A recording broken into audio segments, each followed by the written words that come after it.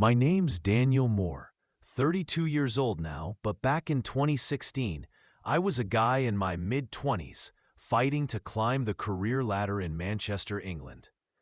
I'd spent nearly a decade at a small, family-like company, then moved to a retail giant to fund my university degree.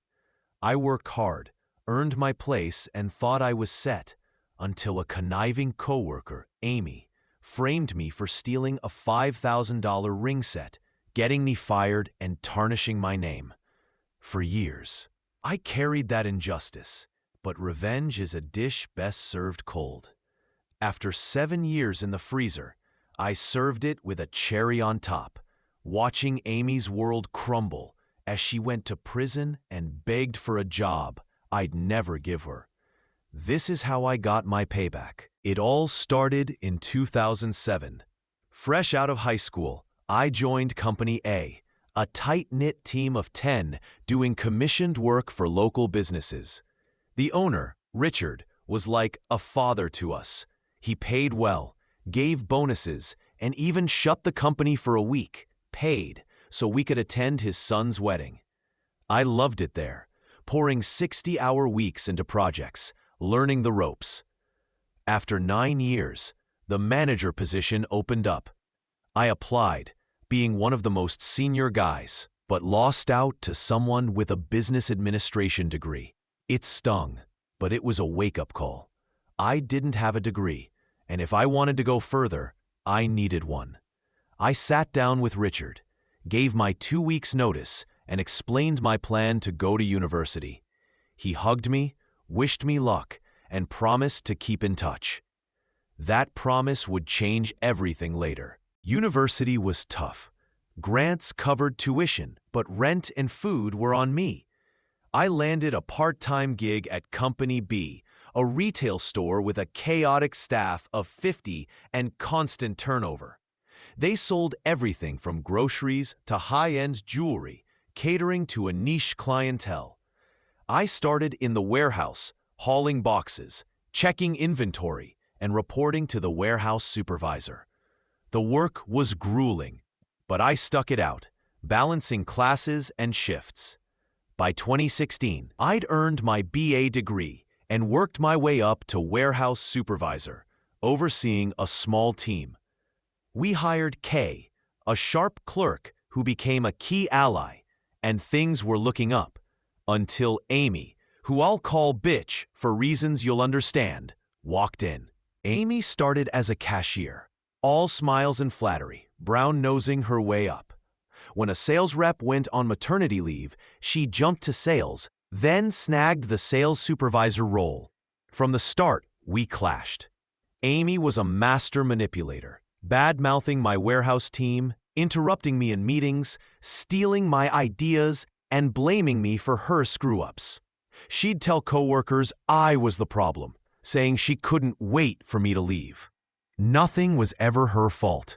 Customers, drivers, me, anyone but her. We had rare moments of civility, but they were fleeting. I tried to stay professional, but Amy was a storm I couldn't escape. The storm hit in late 2016.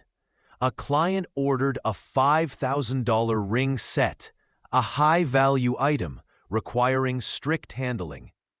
Years earlier, I'd set up a jewelry procedure: check the item, log it, and deliver it to the office safe. That day, I received the rings, followed every step, and took them to the office. Amy was the only one there with the safe's combination. We'd argued earlier over a delivery mix-up, so the air was tense. I asked her to open the safe. She glanced at me, then at the jewelry box in my hand. "Put it on my desk," she said, typing an email. "I'll deal with it after this." I hesitated. Protocol said I should see it locked up, but I didn't want another fight. I set the box down, told Kay I'd handed it off, and left. The next morning, my manager, Paul, summoned me to the office. Amy and an HR consultant, Lisa, were there, faces grim. Paul held up an empty jewelry box. "The rings are gone, Daniel." My stomach dropped. I explained the procedure, how I'd given the box to Amy. Amy cut in, voice sharp. I checked the box after he left. It was empty. I swore the rings were inside when I handed them over, but Amy doubled down, saying I was the last to touch them. Paul asked if that was true. I realized, with a sinking feeling, that I hadn't seen her pick up the box. The store's video recorder had broken days earlier. No footage to back me up. It was my word against hers. Amy shot me a look, her eyes screaming, "Gotcha."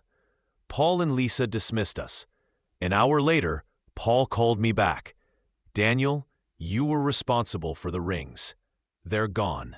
We're letting you go." They didn't press charges for theft, thank God. But the implication hung heavy. I packed my things, told Kay and the team what happened, and walked. For weeks, I was a wreck.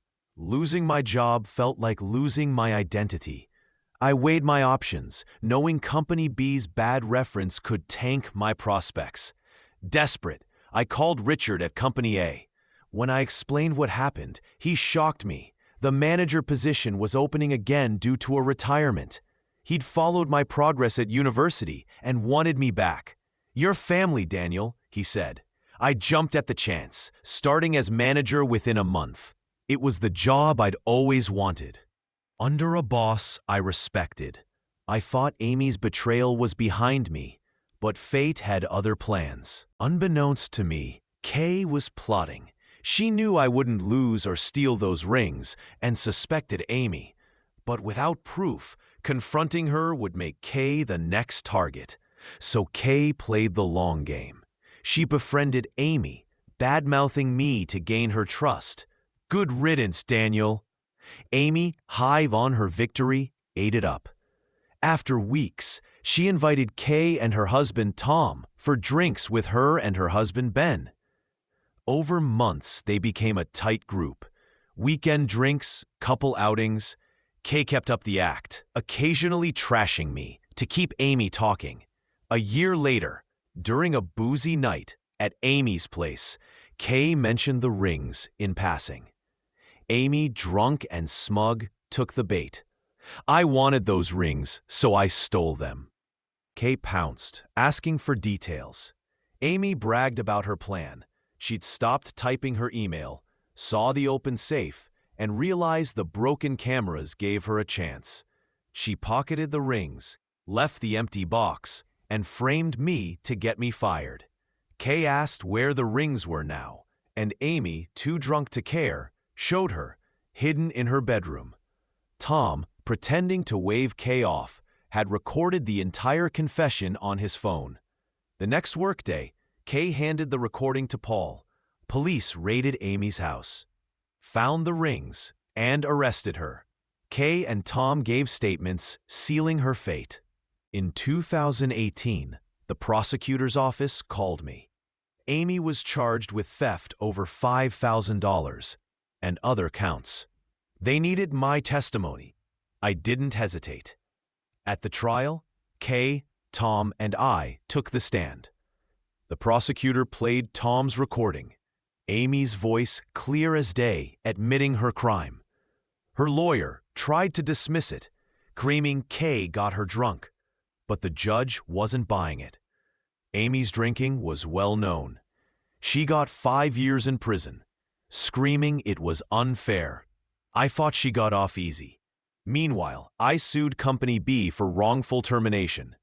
They settled fast, knowing they'd lose.